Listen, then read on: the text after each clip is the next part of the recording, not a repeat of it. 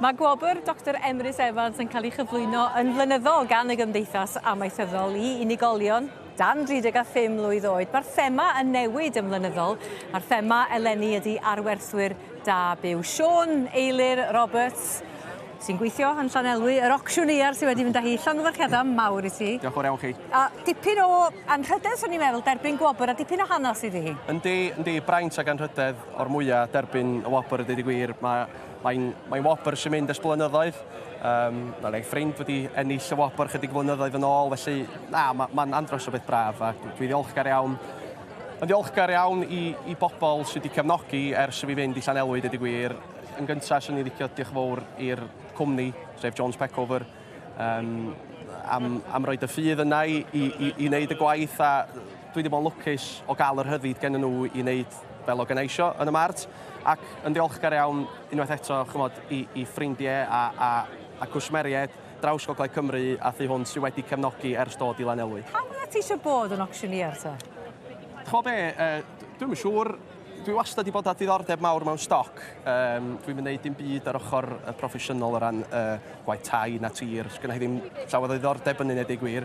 Dwi wedi cael nhw'n fyny ar y ffarm y teulu, efo gwartheg beef a defed. Felly mae'r diddordeb stoc wedi dod o fanne, a wedyn, troed mynd i nifer o arwerthiannau a draws o wlad, a magu'r ychydig bach o diddordeb trwy mudiad y ffermwyr ifanc, dwi'n meddwl, fath o i ddechrau.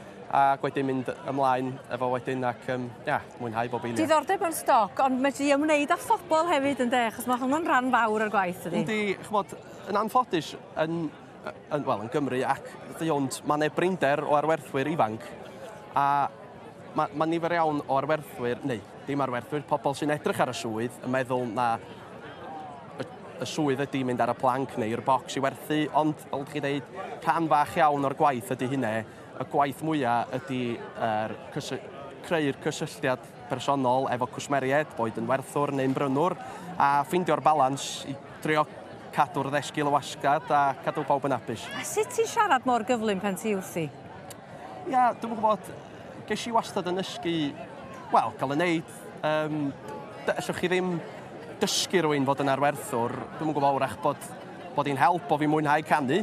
Achos math o beth ydy ffeindio rhyw diwn bach yn eich pen, ac dwi'n cofio pryd o'n i yn cychwyn, rhyw ddreifio ar hyd rhyw lonydd, mynd rhwng ffermydd a ffeindio rhyw diwn bach yn eich pen. Graf o wan ta? Mae'n job, mae'n ormod o bobl yma. A ti di ennill yr Iban Glas yn Steddfod Aberteifi ddechrau'r mis? Do. Wel am fis gorffennaf ti'n gael? Mae wedi bod yn fis gorffennaf i gofio. Dydy? Lawr i Aberteifi. Ti'n mynd i Wrecsam dechrau mis Awst? Do. Drio so cadw'r llais wan. Yn union. Adren gynnar yno. Hogyn da, yna ti, ac ella bod yna drydydd Gwobr yn dod. Ym mhen i mi, llai na, diolch byddefnos y bydd felly.